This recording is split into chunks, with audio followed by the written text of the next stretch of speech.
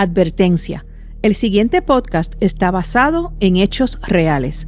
Algunos de los casos aquí presentados aún están sin resolverse. Todas las opiniones, conjeturas o hipótesis expuestas a lo largo de los episodios no constituyen en ningún caso acusaciones hacia los individuos mencionados. En los casos ya resueltos, este podcast comprende que los mismos se dilucidaron en el Tribunal de Justicia y no en la opinión pública. Hola criminautas, soy Silvia Batista. Gracias por estar aquí. Puedes vernos por GW5 Network y escucharnos a través de todas las plataformas de audio. Y ahora, criminauta, es hora de desenredar el hilo del crimen.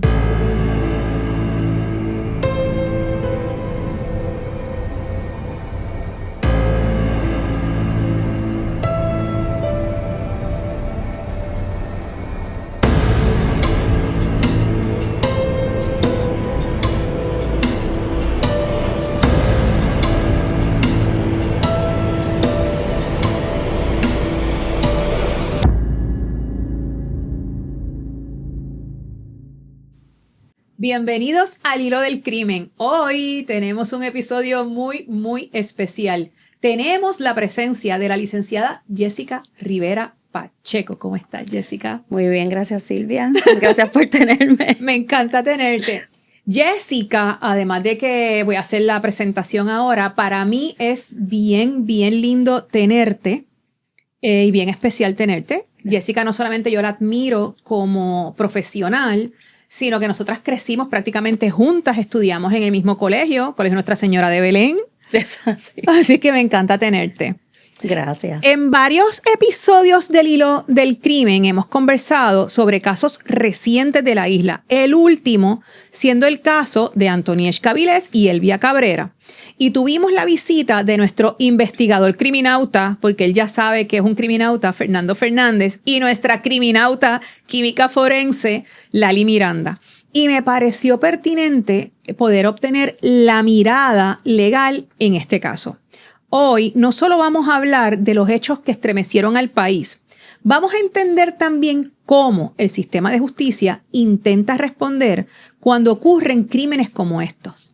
Jessica es graduada de la Escuela de Derecho de la Universidad Interamericana de Puerto Rico con más de 20 años de experiencia en litigio civil, práctica apelativa y derecho notarial en Puerto Rico.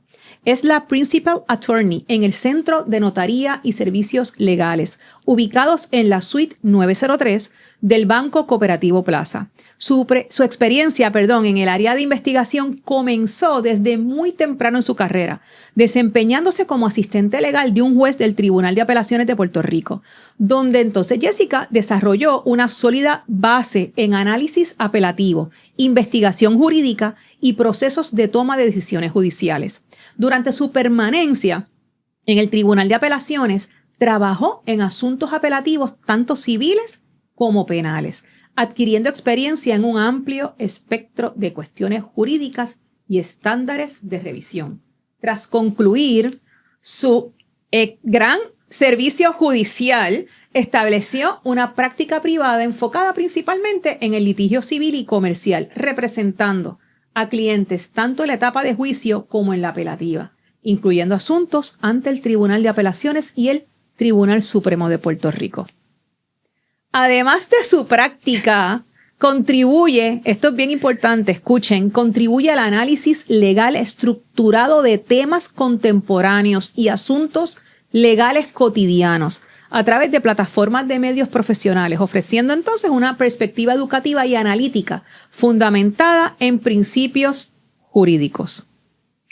¡Wow! Yo hago mi research, Jessica, yo hago mi research. Y yo, ay, esa no soy yo. Sí, esa eres tú y mucho más, nos quedamos cortos. Pero yo creo que ya con esto los criminautas pueden entender por qué traje a Jessica, no solamente porque le tengo un profundo cariño y le tengo respeto tanto a nivel personal como una persona que creció conmigo, pero respeto a nivel profesional. Y nosotros necesitamos, gracias por estar aquí, necesitamos criminautas hacer unas preguntas. En las redes salieron en los últimos días para que los criminautas hicieran preguntas, hubo otras que formulé yo, para entonces poder entender este caso y algún otro que se nos presente. Claro, ¿Te parece? Me parece muy bien. Mira, Jessica, siempre cuando tengo un invitado, a mí me gusta dar un resumen del caso antes de ir a las preguntas, ¿verdad? Y a conversar sobre el caso en cuestión. Pero en esta ocasión, como hace poco tuvimos la visita de Fernando y Lali y dimos un resumen que me parece que fue un resumen bastante detallado. Bastante completo, yo lo escuché. Me parece que podemos entonces simplemente ir a relatar lo último que ha acontecido, ¿te parece? Me parece bien. Ok, pues doy entonces el pequeño, ¿verdad?, la actualización y seguimos con las preguntas. Bueno, pues el caso de la muerte, por el caso de la muerte de Gabriela Lela Prats, están acusadas hasta el momento Elvia Cabrera y Antonieshka Avilés, madre e hija. Ambas tuvieron ya la vista preliminar y en ambas vistas las juezas determinaron causa para juicio. La defensa, de Elvia Cabrera recurrió al Tribunal de Apelaciones para intentar sacar a uno de los miembros del jurado. Según la defensa de Elvia, uno de los 9 jurados que ya habían sido seleccionados señaló que encontraría culpable a Elvia aunque hubiera duda razonable. Esto ya no está por determinarse porque ayer fue antes de la grabación. Nosotros grabamos jueves y el episodio sale el lunes. Creo que ya ese jurado le dieron y salió, ¿verdad? Sacaron el jurado. No, lo que pasó ahí fue que Mayra lo sacó como quiera. Okay. Por una perentoria. Las perentorias, cuando tú tienes un caso y estás escogiendo la desinsaculación de jurado, okay, tú tienes 10 oportunidades de sacar gente porque sí. Okay. Sin causa. Pero entonces el reclamo de ella ya lo sacó por una perentoria, pero entonces fue al apelativo diciendo que el tribunal la está obligando a gastar las perentorias en asuntos, en jurados que deben salir por causa. Claro. Entonces, porque te gasta una oportunidad de tú escoger tu jurado. Y eso es lo que ella planteó allá. El Tribunal de Apelaciones, me parece que ella presentó un auxilio de jurisdicción para que se parara el procedimiento. El tribunal dijo que no lo iba a parar, pero no ha resuelto. Ok. Bueno, pues me parece que cubrimos y me parece que lo hizo bien que... Claro. Ok. Bueno, seguimos. Esto es en el caso entonces de Elvia. Y ya entonces está la fecha de inicio de juicio. 6 de abril me parece que. Perfecto. En el caso de Antonieshka, según su defensa, van a radicar un recurso de habeas corpus. No, perdóname. El 6 de abril es el de Antonieshka. El de Antonieshka, porque el de Elvia ya comenzó con la desinsaculación del jurado. Ok, porque se comienza ya con la selección. Exacto. Perfecto. Bueno, pues entonces en el caso de Antonieshka, que está por comenzar el 6 de abril, su defensa dijo que iba a radicar un recurso de habeas corpus ante el Tribunal de Aybonito en busca de la excarcelación de Anto, debido a que pronto se cumplirán los 6 meses, que según nuestra Constitución tiene como fecha límite para que se celebre el juicio a un acusado de delito. El habeas corpus es un recurso extraordinario de naturaleza civil que protege a cualquier persona de privaciones de libertad consideradas ilegales. Además, permite que un tribunal revise la legalidad de la detención y que de proceder ordene la excarcelación de la acusada mientras se desarrolla el juicio, ¿cierto? Es así. Ok. El juez Juan Reyes Colón pautó para el 6 de abril, como dijimos aquí, el inicio del juicio contra Antonieshka por los cargos de asesinato en primer grado y violación al artículo 6.06 de la Ley de Armas. Durante la etapa de vista preliminar, el Ministerio Público presentó evidencia testifical, documental y pericial que busca probar su teoría de que las acusadas actuaron en común y con cierto acuerdo para cometer el asesinato de Gabriela.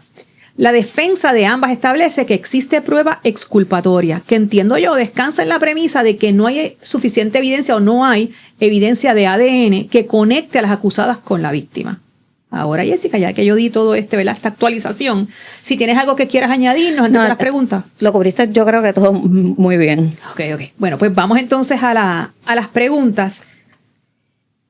La explicación del habeas corpus que yo mencioné, ¿está correcta? Está correcta. Vamos a ponerla en un contexto, ¿verdad? Un poco más claro para que las personas entiendan que no necesariamente, y por eso es que es un procedimiento de naturaleza civil. Okay. Porque tú puedes acudir al tribunal. O sea, acuérdate que cuando los procedimientos son de naturaleza penal, quien acude al tribunal es el Estado.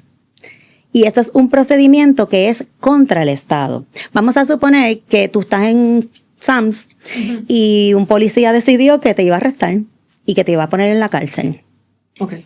Obviamente eso es una detención ilegal y estás presa, y pues tú radicas, ¿qué hace tu abogado para poderte sacar de ahí? Pues radica un habeas corpus. Dice, eso es una detención ilegal, ella no puede estar presa, me la traes. Habeas corpus es con el cuerpo presente, tráemela, tráemela aquí, Sí. ¿verdad? Eso es lo que tú le quieres decir. En el caso de Antonieshka, lo hacen por lo que se llama el término de juicio rápido. Eso es un derecho constitucional que tiene todo ciudadano en Puerto Rico, que el Estado tiene que celebrarle su juicio o comenzar a celebrarle su juicio antes de que transcurran 6 meses si está sumariado. Okay. ¿Verdad? Si la persona está en la cárcel. La persona está en la cárcel, tienen que empezar el juicio antes de 6 meses. Si no, presentas el habeas corpus, entonces ella sale, no significa que no le van a ver el juicio, pero espera en la calle, porque no te pueden tener tanto tiempo sin la celebración del juicio preso. Eso es lo que, básicamente. Y yo pienso que a veces lo toman mal y piensan que ya es un pase libre para una persona y realmente no, simplemente porque si ella se le hace el juicio y sale culpable, ella entonces cumpliría. Va a la cárcel. Y de hecho, tú tienes derecho a la fianza. Lo que pasa es que esta niña pues no tenía los chavos para pagar la fianza. Pero si no, ella podría estar afuera desde allá. Claro. ¿Verdad? Si hubiese pagado esa fianza. Si hubiese pagado, no estaría presa. No estaría presa. No, porque tú tienes derecho a la fianza. Todo ciudadano tiene derecho a la fianza. De hecho, hubo un intento legislativo y eso como es un derecho constitucional, pues tuvo que ir a un plebiscito de esto. Y entonces la gente votaba sí o no. Yo me acuerdo de eso. Si eliminaban la fianza. Yo me acuerdo. Y la gente que cuando no eliminan la fianza estaba furiosa. Y mi posición siempre es, y yo siempre he sido bien categórica con esto, tú no le cedes derecho al Estado voluntariamente. Porque tú dices, porque yo no voy a matar a nadie. Ay, es que yo no voy a... Pero es que tú no vas a matar a nadie. Pero, ¿y si alguien te quiere acusar de que tú lo mataste? Claro. ¿Entiendes? Porque tú tienes... O te ves en una situación de que tienes que hacerlo en defensa propia. Y en lo que se te ve el juicio, pues tú tienes derecho a tu fianza y sales. Así que, ojo con estar por ahí diciendo, no, deberían eliminar la fianza, porque es un derecho de los más importantes que yo considero que tenemos hoy en día. Hablando un poquito de eso, en Puerto Rico tenemos derecho a la presunción de inocencia. Pero esto no es igual en otras partes del mundo, ¿verdad? Hay otros sitios que tú tienes que probar que eres inocente. Mira, no es tan así. Hay países comunistas, por ejemplo, China, Rusia, que sí parten de la premisa de que, ¿verdad?, eres inocente hasta que se te prueba lo contrario, pero en la práctica no es tan así. De hecho, en España y en Estados Unidos también, hay algunos delitos de los que eres inocente hasta que se te pruebe lo contrario, pero el peso de la prueba cambia un poquito para donde ti, por ejemplo, lavado de dinero. Si a ti te cogen vas al banco y tú sacas una cantidad de dinero o depositas una cantidad de dinero sustancial, tú sabes que se llena un formulario, se envía y entonces te van a mirar. ¿Qué ella hace? Ay, pero ella es maestra, ¿cómo ella pudo depositar $300,000 cash? Claro. Entonces, van a averiguar de dónde tú sacaste ese dinero y ahí tienes que explicar. Y entonces, por eso es que el peso de la prueba un poquito cambia, ¿verdad? Cambia si se considera que entonces que el delito es hacia el Estado. Es un poquito más riguroso, maybe. No necesariamente, pero acuérdate que hay una sospecha de una ilegalidad que de qué manera tú la puedes probar si la parte no coopera, porque claro. ¿entiendes? Sí. A menos que no te vigilen y demás. Por eso digo que no es que cambie el peso de la prueba, pero necesariamente tú tienes que explicar. De hecho, llenar el formulario ese, ya tú estás dando explicaciones. ¿Ok? Así que, de entrada, te están diciendo, no se supone que tú tengas todo ese dinero cash. Dime dónde tú lo sacaste. Claro. Y tú no te puedes negar a decir que de dónde lo sacaste si estás en el banco. Así que ya tú ves cómo ceden algunas veces, ¿verdad?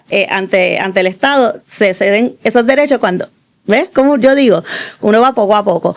Por ejemplo, me parece que es en la India, en Tailandia, en uno de esos países, no recuerdo cuál, pero uno de estos países, si el delito es de droga, tú tienes que demostrar que tú eres inocente. Pero básicamente alrededor del mundo, la presunción de inocencia es lo que permea. Lo que permea, sí. Lo que permea. Ok. En otros episodios también hemos abordado la diferencia entre asesinato en primer grado, segundo grado y atenuante. Pero realmente fuera de nuestro expertise, ¿tú nos podrías ahí como que explicar para ver si lo habíamos abordado correctamente? Y eso, mira, la gente se ha confundido muchísimo. Después de que cambiaron el Código Penal del 2004, rápido en el 2008 lo cambiaron otra vez y después en el 2012. El que opera ahora es el del 2012. Se le añadió una palabrita que dice a propósito y con conocimiento, que era lo que la sustituiría tal vez lo que es la premeditación, ¿verdad? Okay. A propósito y con conocimiento. Un asesinato en primer grado es aquel asesinato que tú quieres llevar a cabo. Tú tienes esa premeditación, tú dices, yo lo voy a matar. Vas y lo matas. Y el Tribunal Supremo ha dicho que no tienes que estar una semana planificándolo. O sea, yo puedo estar ahora mismo aquí y yo vine a hacer este podcast y decir, voy a matar a Silvia.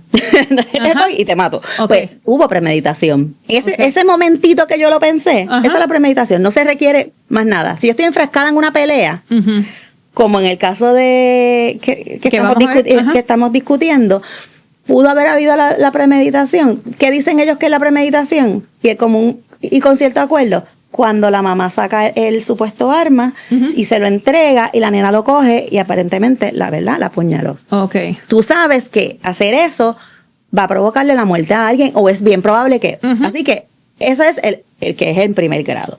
Cuando confunden un poquito es cuando dice en segundo grado. Sí. En segundo grado, tú sí sabes que vas a matar, pero tiene que mediar alguna otra circunstancia en tu cabeza, ya sea que te volviste, no es una súbita pendencia, es, vamos a suponer que tú te pusiste bien nervioso y te dio algo y que cogiste y mataste a alguien, ay, anda, tú sabes, eso sería en segundo grado. Y cuando es el atenuado, pues ese es lo que es cuando dicen temerariamente. Por ejemplo, una persona que es irresponsable, que guía por ahí a las millas, pues es bien probable que tengas un accidente y le puedas causar la muerte a alguien. Si eso pasa, pues obviamente tú no saliste a matar a nadie, pero fuiste negligente y fuiste temerario. Ok, pues ahí sería atenuado. Atenuado. Ok, me gustó. O sea, me gustó en ese... Bueno, me gustó el sentido de que entendí. Atenuado. No, pero entendí. Ok, en el caso, ya hablando un poco más del caso, ¿verdad? De Antonieshka y de Elvia.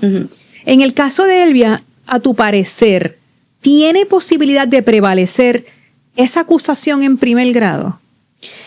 Mira, yo sé que esto es percepción, ¿verdad? Pero... En el caso de Elvia, en regla 6, ¿verdad? Hubo causa. La regla 6 es... Eso te iba a preguntar. La regla 6 es... La regla 6 es cuando te acusan y presentan la acusación, vas a donde un tribunal, pasas una cintila de evidencia bien poquita y el tribunal determina si hay causa para acusar. Entonces, una vez hay causa para acusar, te acusan y entonces ahí vas a la vista preliminar. Eso es lo que es la vista preliminar. Vamos a suponer que en regla 6 no hubo causa, el Estado puede ir en regla 6 en alzada. Ahí sí lo puede hacer. Si es la vista preliminar, entonces es causa para juicio. Vamos incrementando el quantum de prueba. Cuando es la vista preliminar, en la vista preliminar, lo que tú tienes que demostrar es la probabilidad de que se cometió ese delito por el que se te está acusando y que fuiste tú. Una probabilidad. Así que aunque es un poquito de prueba más rigurosa que la cintila, nada más, tampoco se presenta toda la prueba, no hay derecho a descubrimiento de prueba. Y si pasas los elementos de otro delito, un juez puede encontrar causa para juicio por otro delito. Vamos a suponer que te radicaron el de primer grado. Y el juez dice, no. Aquí no se ve el primer grado, yo no lo veo. Yo veo un segundo grado o yo veo un atenuado. Y encuentra causa por eso. Entonces el Ministerio Público puede ir en alzada y eso ocurrió en el caso del biólogo. Puede ir en alzada y ahí ya otro juez con la prueba. Entonces ahí los fiscales ajustan su prueba vuelven y la presentan, pueden presentar la misma prueba, prueba adicional o menos prueba. Eso está en ellos deciden. Y entonces el juez determina si hay causa o no causa para ir a juicio. En el caso de Elvia, que fue lo que me preguntaste, en todas las etapas han visto ese primer grado. Así que hay que ver, ¿verdad? Yo he visto partes de las vistas y el testimonio. Lo que pasa es que hay un testimonio de una persona que dice que vio cuando ella extrajo el objeto de la cartera y se lo entregó a su hija y cuando la hija lo cogió. Entonces eso es un testigo ocular que obviamente tendrías que tú traer otra prueba, ¿verdad? Que rebata eso. Necesariamente yo puedo decir que no hay arma, porque no encontraron el arma. Y lo otro es que la defensa de ambas está alegando que no hay ADN en las uñas, que no hubo ADN en las uñas de la muchacha Gabriela, porque hay dos Gabrielas, una es testigo de la víctima. De la víctima, y no había ADN de ninguna de las dos. Tampoco han dicho si había ADN de alguien más. Entonces, entiende, claro. Pero eso no significa tampoco que ellas no fueron y que no le propinaron las puñaladas. Lo que yo sí he visto también es que, por ejemplo, fueron 11 puñaladas, 10 de las cuales fueron bien superficiales y una penetró y llegó hasta el corazón, que fue la que la mató. Entonces, crea la duda, y de hecho la prueba pericial que se desfiló en vista preliminar de Elvia fue que el patólogo no podía descartar la utilización de más de un instrumento o que fuera más de una persona. Entonces ya empiezas a entrar la duda razonable, en mi opinión. Porque, bueno, pero la duda es razonable en términos de ellas o de que estuviera alguien más, porque en términos de que pudo haber habido otra persona que también diera las puñaladas, y si son 11 y una la mató, pues ¿quién dio esa? Si había más de una persona. Y desde el principio, tú sabes que esto ha sido bien mediático, y se habló de un montón de gente que había allí, que de hecho habían 3 peleas coetáneas.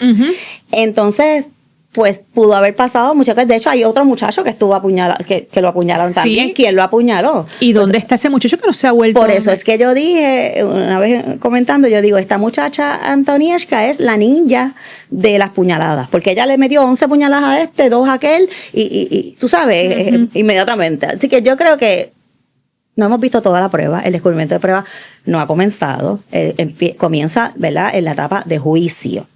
Ahora mismo lo que las personas, la defensa tiene son las declaraciones juradas que se utilizaron en la vista preliminar. En la etapa de juicio está lo que se llama la regla 95, donde el abogado le pide todo lo que tenga fiscalía. Todo lo que tenga. Y en este asunto hubo también un issue de que había prueba exculpatoria, pero eso se resolvió que no, que la prueba que se presentó no era exculpatoria. Porque puede ser prueba exculpatoria y potencialmente exculpatoria. Pero en este caso se dijo que no, que esa prueba no era ni potencialmente exculpatoria ni exculpatoria. Así que algo están viendo los jueces que yo no estoy viendo. Digo, no tenemos la información. No, la información está. Está porque la han televisado. Que ellos, ¿verdad? Bajo qué crisol ellos lo están mirando, es lo que quiero decir. Porque el juez no puede ver prueba que no se presente allí. Así que, pero que yo digo que en el sentido de que todas las veces la han encontrado causa por el delito de primer grado, pues entonces los jueces están viendo algo que yo no estoy viendo, y van 4 jueces, ¿sabes? Sí, que porque acuérdate que ya están viendo juicios separados. Claro. O sea, que son dos jueces para una y dos jueces para la otra. Mencionaste ahora la regla 95, que si entendí bien es cuando la defensa le pide al Ministerio Público, déjame ver toda la prueba que tú tienes. ¿Esto todavía no ha sucedido? No. Eso sucede cuando comienza el juicio. A menos que tú no tengas información de prueba exculpatoria, que en el caso, por ejemplo, del biólogo, sucedió que el biólogo el enfermero tenía cámaras de él. Okay. Entonces, pero las extrajeron, se las habían llevado. Pues el abogado le dijo cuando entrevistó a su cliente dice, mira, esto fue lo que pasó. Y él dice, si yo pido esas cámaras, eso es lo que va a reflejarse ahí, 100% seguro. Pues viene el abogado y dice, mira, hay pruebas exculpatorias. Ahí se va a una vista ante otro juez distinto que mira la prueba para no contaminar, ¿verdad?, al juez de acá, que mira la prueba y determina si es exculpatoria o no es exculpatoria. Y en el caso del biólogo particularmente, sí fue exculpatoria y se la tuvieron que dar, que eran entonces los videos de las cámaras de él, que fue lo que lo salvó, porque las otras desaparecieron. Claro. Entonces, en ese caso, cuando tú sabes que hay esa prueba, tú la pides. Y si el Ministerio Público hubiese perdido, o la policía hubiese perdido las cámaras que extrajeron de la casa de ese señor, hubiesen tenido un problema, porque entonces la prueba, tú demuestras que no lo viste, pero entonces era potencialmente exculpatoria. Y entonces tú tenías el deber como Estado de preservarla, aunque no la fueras a utilizar para la regla 95. Es bien interesante. Es súper interesante. Sí. Es súper interesante. Pero esas son todas las garantías que tienen, que yo sé que a veces la gente se molesta porque como están televisando los procedimientos, a veces dicen, pero van a suspenderlo otra vez, porque pues sí, porque tengo que ir a donde esté otro juez, o tengo que hacer el argumento por escrito para que me lo puedan resolver en una opinión por escrito para yo poder recurrir, porque hay unos procedimientos y unas reglas que hay que cumplir. Y la gente a veces se desespera y no entiende los procedimientos. Yo sé que ese es tu propósito con que yo esté aquí. Sí, que entendamos, que todos los criminautas entiendan. Que los criminautas entiendan que a veces los procesos parece que no está pasando nada o que están perdiendo el tiempo, porque lo veo cuando me conecto a veces a ver las vistas, pues se reúnen en el estrado, están dilucidando reglas del juego, ¿ves? Claro. Y entonces a veces uno hasta estipula cosas para evitar tener que pasar prueba que a lo mejor es acumulativa, que a mí no me importa que te la pases porque las credenciales del patólogo, pues si ese patólogo viene aquí toda la semana, a mí no me importa, te lo estipulo, ¿ves? Entonces, eso es lo que se ve a veces, pero en el caso de estas dos muchachas, la mamá y la nena, yo le digo la nena porque lo que tiene son 18 años, como quiera que sea, ¿verdad? Yo tengo hijos jóvenes, y ha sido en primer grado las dos veces. Las dos veces. Sí. La próxima pregunta, yo creo que ya lo hemos abordado, pero quiero que esté como que bien claros, es los términos de, por ejemplo, vista preliminar, acusación formal o juicio. Que si entendí bien, la regla 6 es una vista para ver si te pueden acusar. Así es. Y después entonces está la vista preliminar para ver si esa prueba que hay para acusarte es suficiente para llevarte a juicio. Así es. Y después entonces es que comienza el juicio, y cuando ya va a comenzar ese juicio, entonces es que viene la regla 95 para que el ministerio le pase toda la información que tiene de esa acusación a la defensa. Y entonces ahí la defensa arma su estrategia. Claro, y el Ministerio Público también tiene derecho a hacer descubrimiento de prueba. ¿Ah, sí? Sí. El Ministerio Público te puede pedir, esta es la regla 96,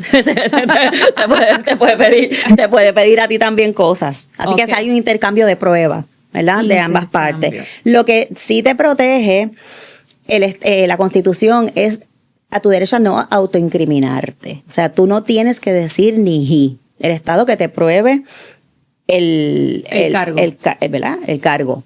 Pero si tú tienes un documento que ellos saben que tú tienes, o que si tú vas a presentar prueba que no tienes que presentar, pero vamos a suponer que fueras a presentar, porque te conviene presentarla, vamos a suponer, a mí me acusaron de que yo maté a alguien, ¿qué hora es? Las 2:21, pues el jueves a las 2:21 Jessica mató a alguien, pues el jueves a las 2:21 yo estaba aquí, pues entonces yo voy a poner, ¿verdad? Claro. Yo te voy a llamar a ti y me vas a decir, mira, dame el video. Una declaración jurada, el video, lo voy a citar a él. Entonces, tú sabes, en esos casos, pues obviamente eso que sería una coartada. Pues uno la presenta, pero la tienes que producir como parte del descubrimiento de prueba. La única prueba que tú no tienes que anunciar es la prueba de impugnación.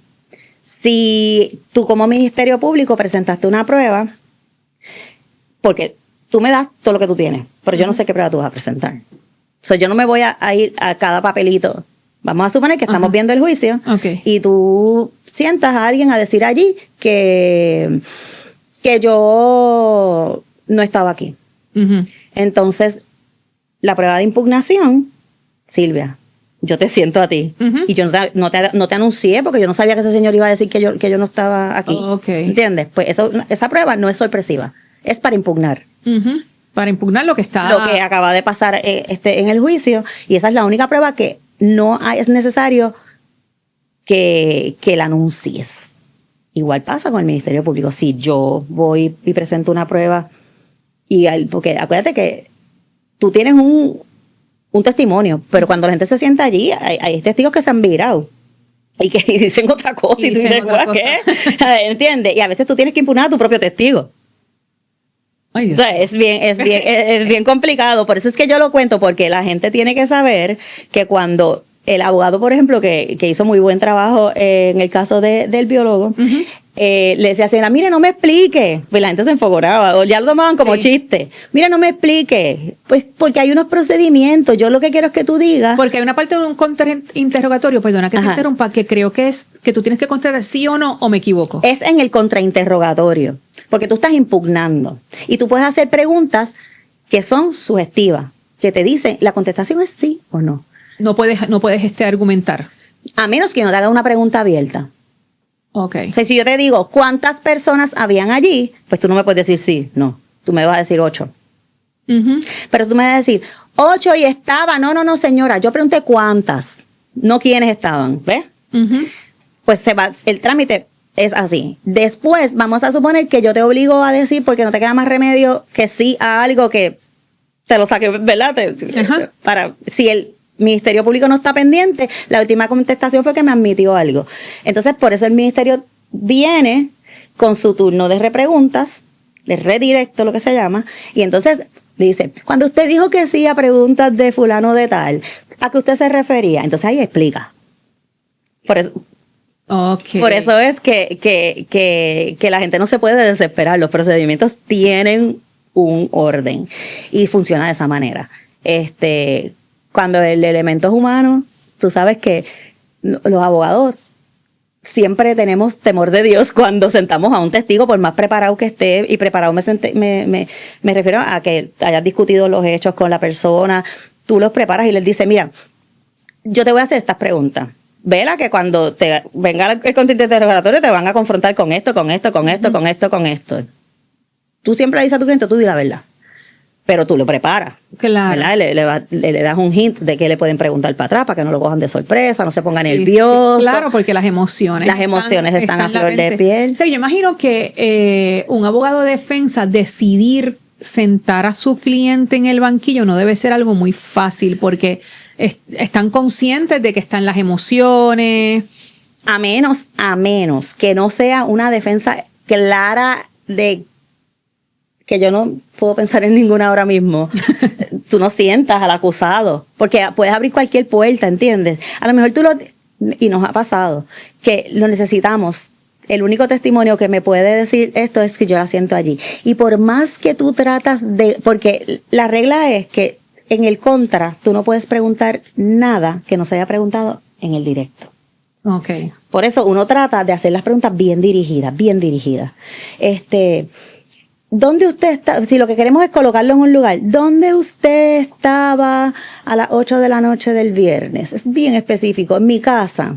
Uh-huh. Pero yo abrí la puerta. ¿Y cómo usted, a qué hora llegó? ¿Con quién estaba? Porque ya, ¿entiendes? Claro. Entonces, a lo mejor tú no quieres que eso suceda, y bien probablemente para que se siente un acusado, un caso criminal. Porque Exacto. en casos civiles tú sientas todo el tiempo tu prueba es tu cliente, Sí. el demandante o el demandado.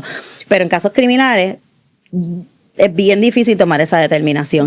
Y hay gente que te dice, yo me quiero sentar, yo quiero contarle al juez. Es que al juez no le importa que tú le cuentes nada. No hay que contarle nada al juez. No, para que él sepa por qué fue. Él no quiere saber por qué fue, nada. Porque la gente no, quieren que sepan su historia. Hay casos, mira, Silvia, que tú los transiges, y los transiges con una desestimación. Uh-huh. Tú dices, ya se acabó el caso.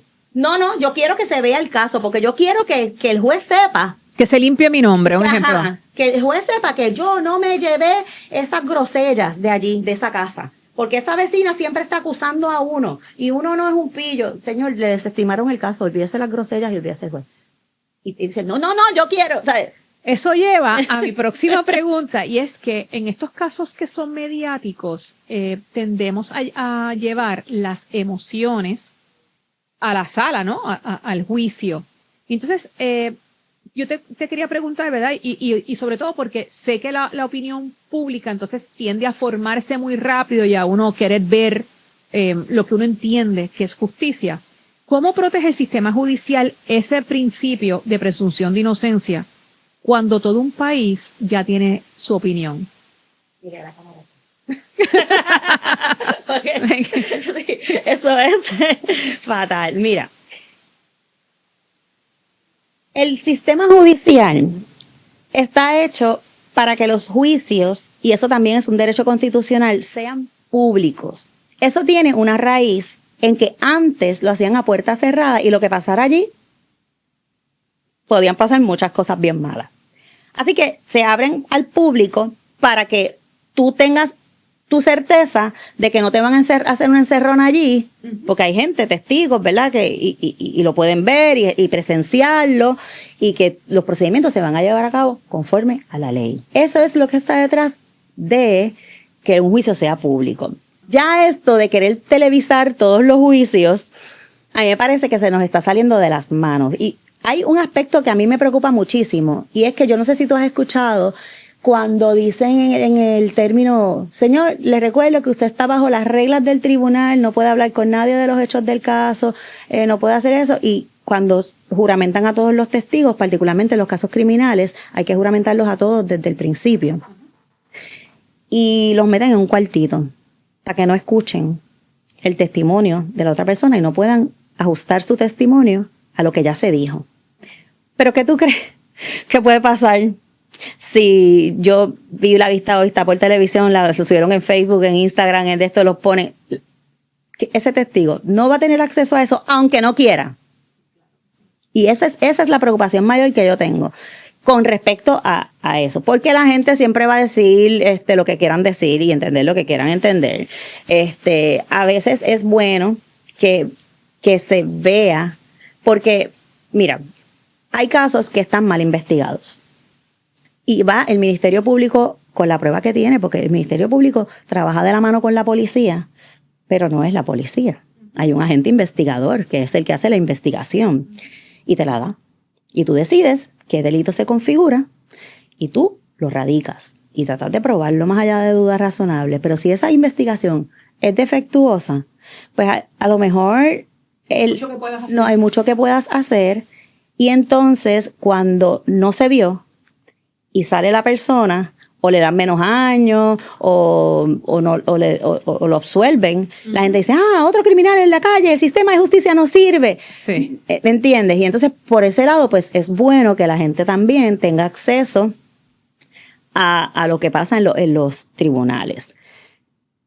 La prensa me parece que tiene un rol bien importante en ese asunto, porque una cosa es que tú lo veas y llegues a tus propias conclusiones, y otra cosa es que te hagan una narrativa que vende, y yo creo que ahí es donde está lo perjudicial. Yo le echo un poquito la culpa más a la prensa a que se televise. El sistema judicial, ahí la manera que tendría sería que el Tribunal Supremo determinara que no se pueden televisar los casos, y con todo eso la prensa va a hacer su narrativa, van a decir lo que quieran y la gente va a formar su mente. En el caso, por ejemplo, de este señor también, Viqueira, la fiscalía le caía mal a la gente. Y aunque estuviera haciendo un buen trabajo, todo el mundo lo odiaba y todo el mundo decía que porquería de fiscal, que le están comiendo los dulces. El abogado era bien comedido, era bien respetuoso, era bien tranquilo. Y entonces a todo el mundo era loco con él. Eso influye también en el ánimo de la gente. A veces tú puedes hacer tu trabajo, pero si eres una sangrigorda y es un jurado, por ejemplo, eso te puede perjudicar. La gente puede ver eso, que no necesariamente era que la prueba no estuvo bien presentada, sino que le caíste mal. Y eso pasa. Hay otros elementos que uno no los puede controlar todo, la rama judicial no los puedes controlar todo. No, claro. Las familias de las víctimas, Jessica, ¿tienen voz en las sentencias o en las decisiones del tribunal? No.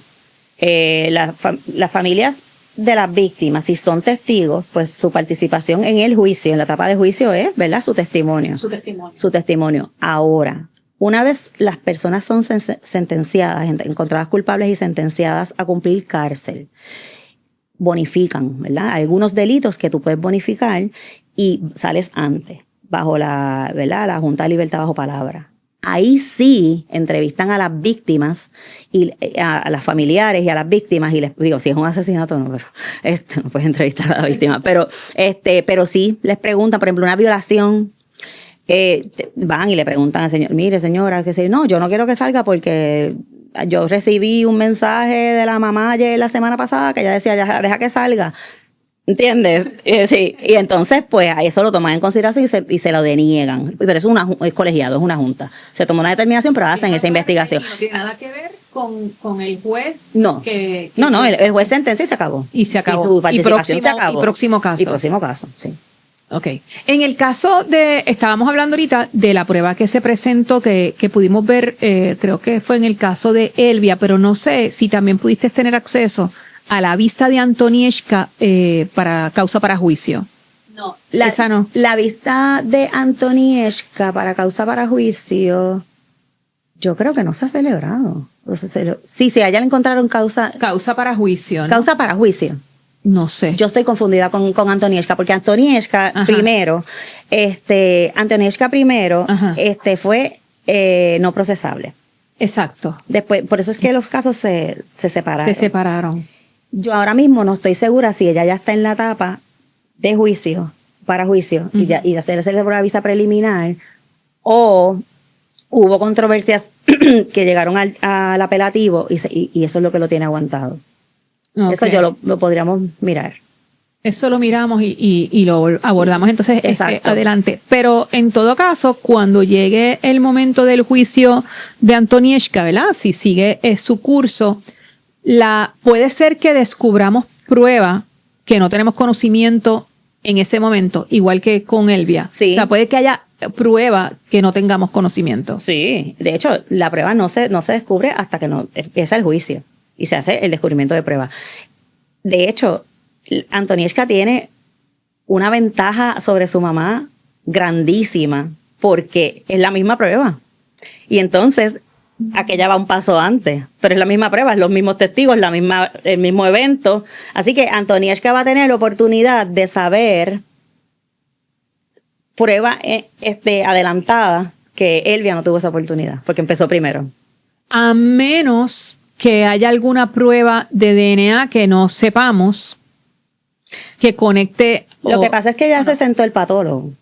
Y el patólogo dijo que, por lo menos en el cuerpo de la muchacha, no había eso. Y yo creo, a mí me parecería. Pero no, no recuperaron ropa de Antonieshka y de Elvia. Eso no sé. No. Yo entiendo que sí. Yo entiendo que el patólogo dijo que ella llegó vestida. La niña que falleció. Que falleció. Sí, pero yo digo, Antonieshka, cuando la arrestan, ¿no le piden qué ropa tú tenías puesta la noche de los hechos? No, ellos no hicieron esa diligencia. Sí. No lo hicieron. Okay. De hecho, ella estaba cortada. El testimonio fue de Gabriela, la testigo. Que de la amiga. Que es la amiga. Ajá. El testimonio de ella, pues sabes que sí, ya se vio la vista preliminar de ella, porque en esa vista fue que testificó esa niña. Sí, sí. En esa vista, esa niña testificó que ellas se fueron caminando y que cuando iban caminando, la imputada tenía una cortadura en su mano y le dijo, la apuñalé. Uh-huh. Gaba la apuñalé. Y después dijeron que fueron a TikTok y por TikTok se mandaron mensajes donde Antonieshka le decía a ella, vas a hacer lo que diga mami. Vas a hacer lo que mami diga. Tampoco tienen los teléfonos. Sí.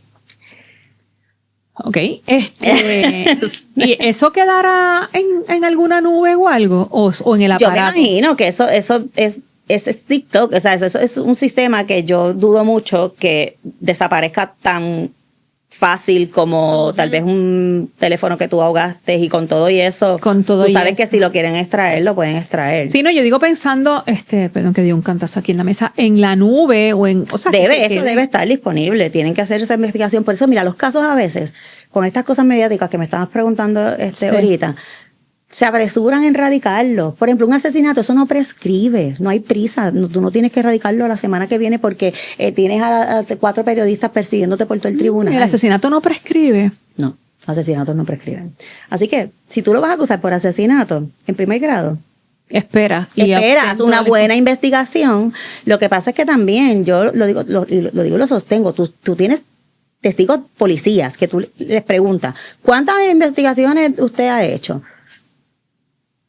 3,000. Y tú, muy bien, un policía experimentado. Y cuando tú le haces las preguntas de que si le pidió el teléfono o si mandó un supina para que le dieran los teléfonos, no, porque eso era por te dicen unas cosas que uno dice, pero ¿es en serio?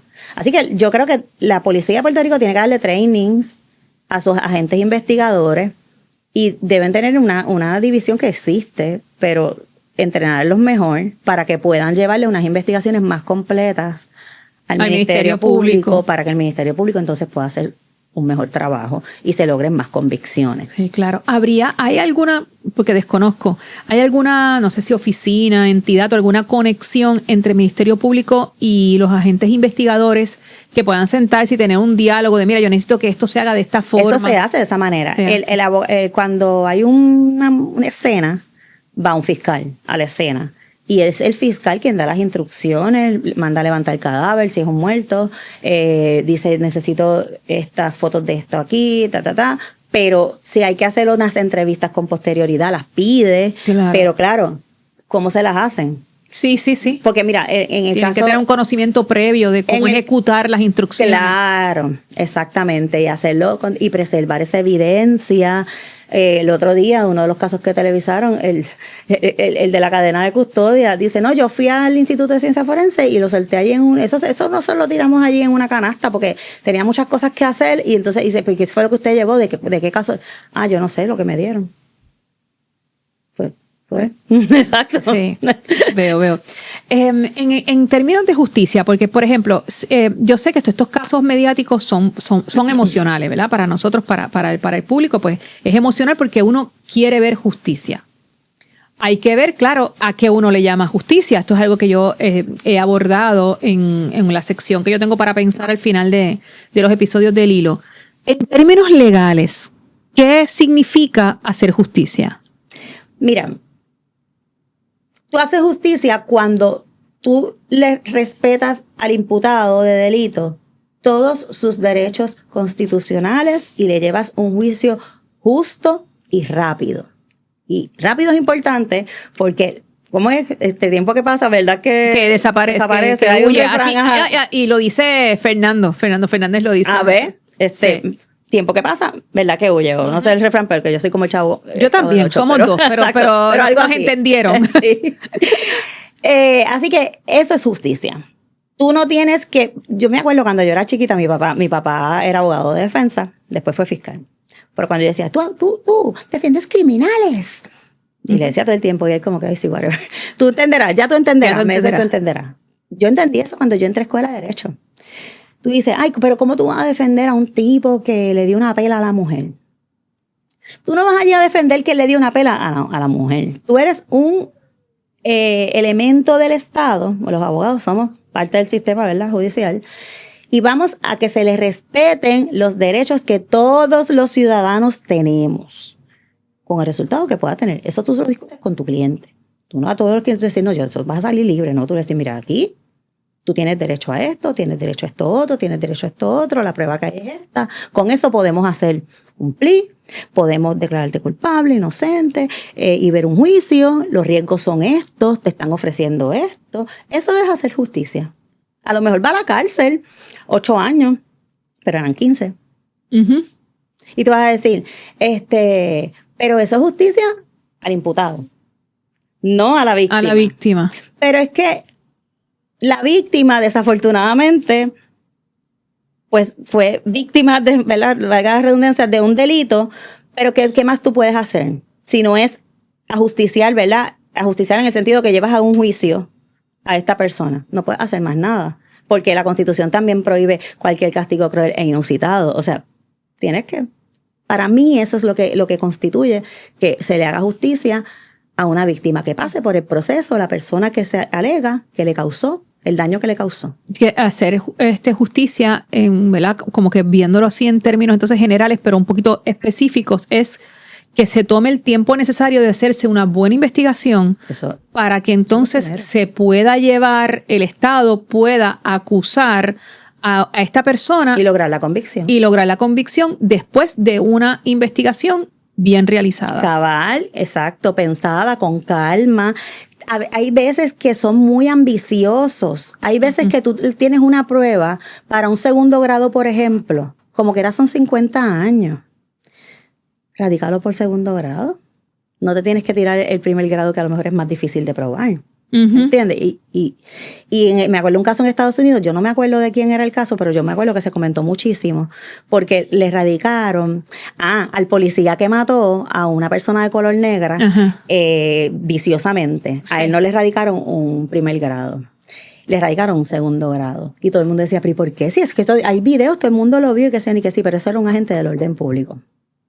Que ya ahí tienes lo que haya pasado, a lo mejor lo que la cámara captó, o cualquier otra prueba que nosotros no vimos que tuvo, ¿verdad?, el Ministerio Público ante sí.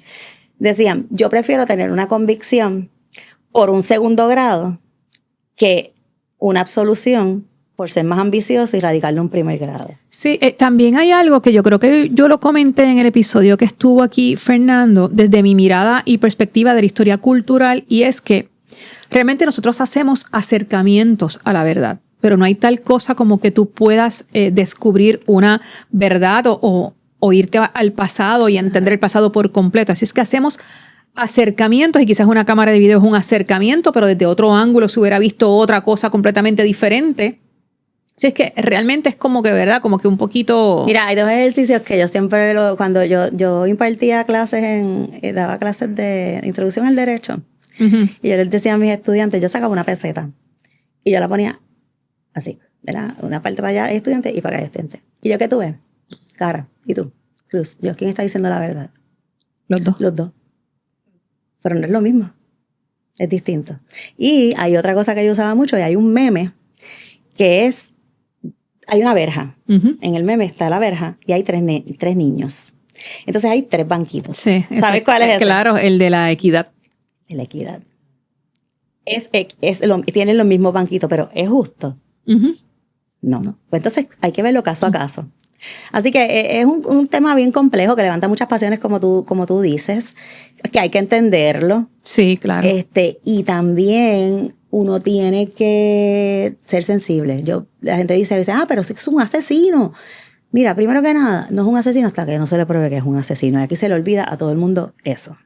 Y segundo, ¿qué circunstancias llevó a esta persona a convertirse en un asesino, verdad? Porque no es lo mismo que yo, que tuve todas las oportunidades en la vida, o que tú, que tuvimos, ¿verdad?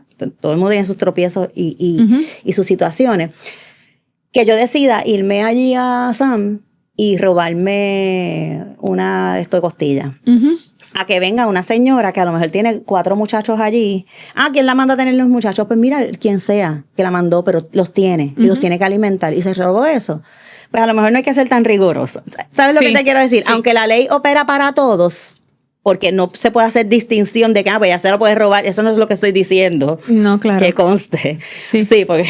Sí, no, pero entiendo lo que me estás planteando. Pero uno tiene que mirar también las circunstancias que rodean, ¿verdad? Los hechos de cada caso, sí. Mira, Jessica, por último, en el caso de que también fue muy mediático, que lo hemos expuesto aquí en 2 o 3 ocasiones, del biólogo, ¿no? De Viqueira. ¿Puede el Ministerio Público apelar una sentencia impuesta por un juez? O sea, ¿cómo funciona esto? Porque yo estoy como que confundidita. Sí, mira. Si la sentencia, y que es un fallo, si es por un juez, es un fallo. Es un fallo, ok. Cuando él determina, es un fallo. Después escribe la sentencia, y ahí está su fallo, ¿verdad? Si es de absolución, no. La contestación es que no, porque sería una doble exposición. Ya un juez te encontró inocente.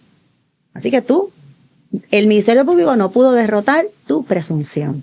Así que tú siempre fuiste inocente, sigues siendo inocente. Cuando es de culpabilidad y, por ejemplo, comete un error de derecho en que admite una prueba que no debía haber admitido y que de haberla admitido tendría un resultado diferente, ahí sí. Pero eso son dos circunstancias bien diferentes. Okay. Dentro de una convicción, tú puedes llevar, igual que el acusado puede apelar. Decir, mira, no, es que me pasaron esa prueba. Por ejemplo, el caso que estuvimos hablando, no sé si fue ya con los micrófonos prendidos o antes de que empezáramos, yo estaba comentándole a Silvia, ahora estoy hablando. Ahora con los criminautas. Sí, ya con los criminautas. Yo estaba comentando que en el caso de la señora esta en Estados Unidos, creo en Utah, que la acusaron de haber matado al esposo con fentanilo. Uh-huh. Y a ella se le presentó prueba en su contra, prueba de carácter, que se supone que no la uses, pero además de que era prueba de carácter, era una carta que ella escribió mientras estuvo ingresada en una institución psiquiátrica por una situación que tuvo hacía 10 años, donde a ella le pidieron que pusiera por escrito cómo ella se sentía con respecto a su mamá y con respecto a su papá. Entonces allí pasaron esa prueba para decir que ella, como su mamá era una persona que jugaba mucho y era irresponsable y su papá era un alcohólico, pues entonces por eso ella tenía la relación que tenía con el marido y por eso lo mató. ¿What? Entonces, y no solo, mira, ahí hay de todo. Ahí hay una manifestación de la imputada. Eso puede ser un mistrial. Porque no te pueden obligar a testificar y eso es. ¿Cómo entró? Eso es un testimonio. ¿Cómo entró? Pues no sabemos porque la que la podía entrar era ella, que fue la que la escribió. Por la recepción, yo no sé cómo fue que le entraron, la objeción se hizo a tiempo.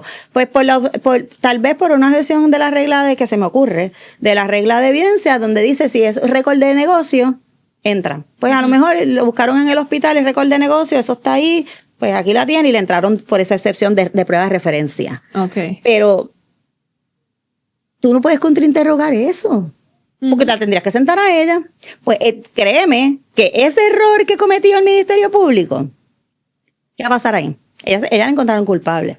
Que van a ir en alzada y probablemente eso hace un mistrial. La tienen que volver a juzgar. Ok, después del mistrial, ¿cómo se dice mistrial aquí en Puerto Rico? ¿Hay un término para eso? Mistrial. ¿No? Así mismo. Okay.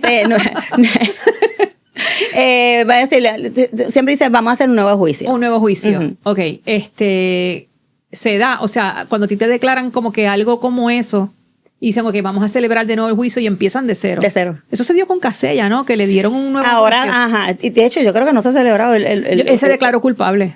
Ok. Él para segundo entonces juicio se declaró culpable. No, está preso, pero yo no sé si fue que llegaron, no me acuerdo. Yo creo que él está con la hija. Porque estaba enfermo. Él estaba con la hija, pero se declaró culpable. Yo creo que entonces no sé, lo buscamos.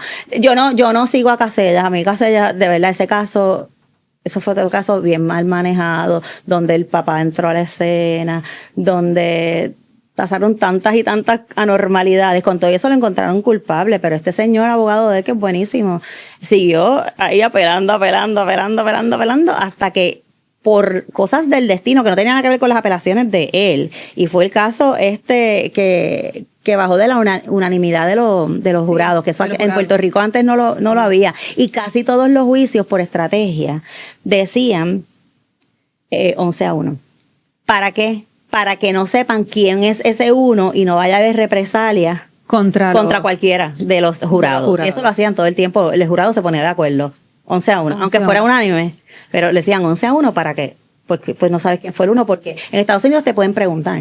Te pueden decir, jurado número 1, ¿cómo usted votó? Culpable. Jurado número 2, ¿cómo usted votó? Eso de verdad que en Puerto Rico. Aquí no. No se puede comentar eso.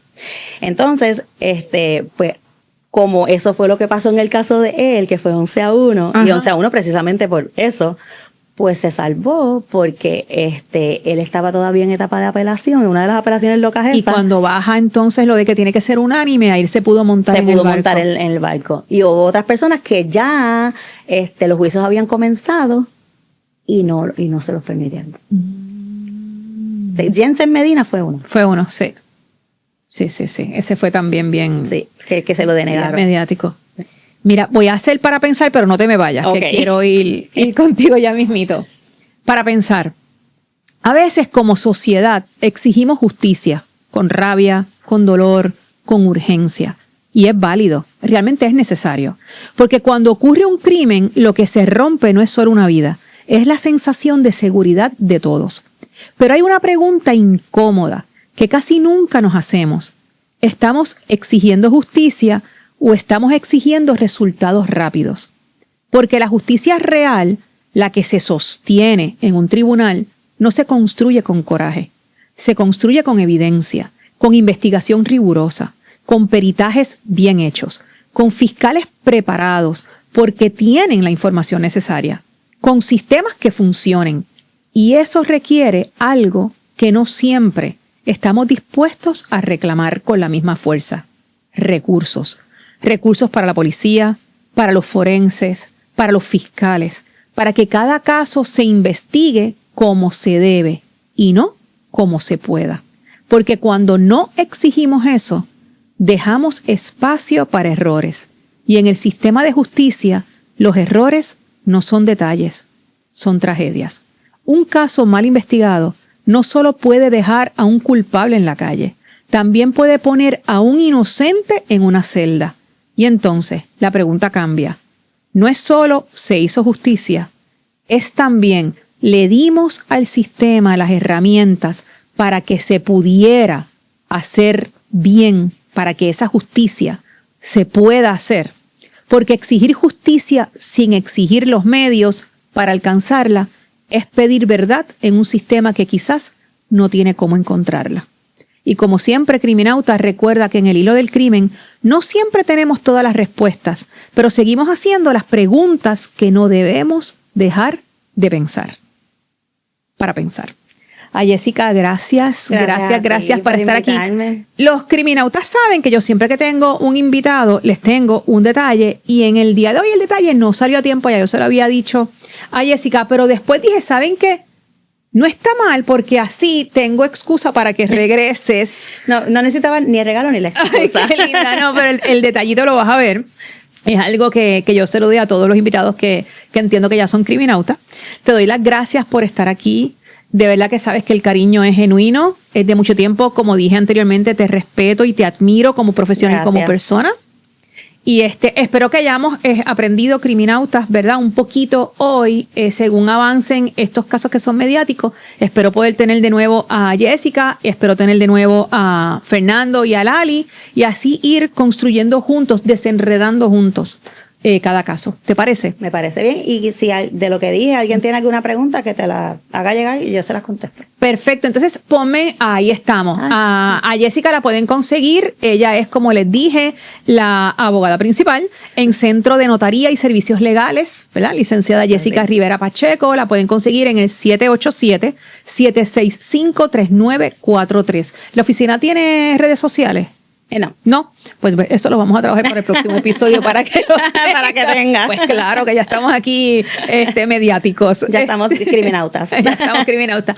Y a ustedes, criminautas, gracias por haber estado. Como siempre, le doy las gracias por ver los episodios, por los comentarios, por los casos que me sugieren, por las preguntas. Recuerden que pueden escribirnos a elhilodelcrimen@gmail.com o info@gw5.com y que pueden ver todos nuestros episodios por la plataforma de GW5 y por las plataformas de audio. Hasta el próximo episodio, criminauta.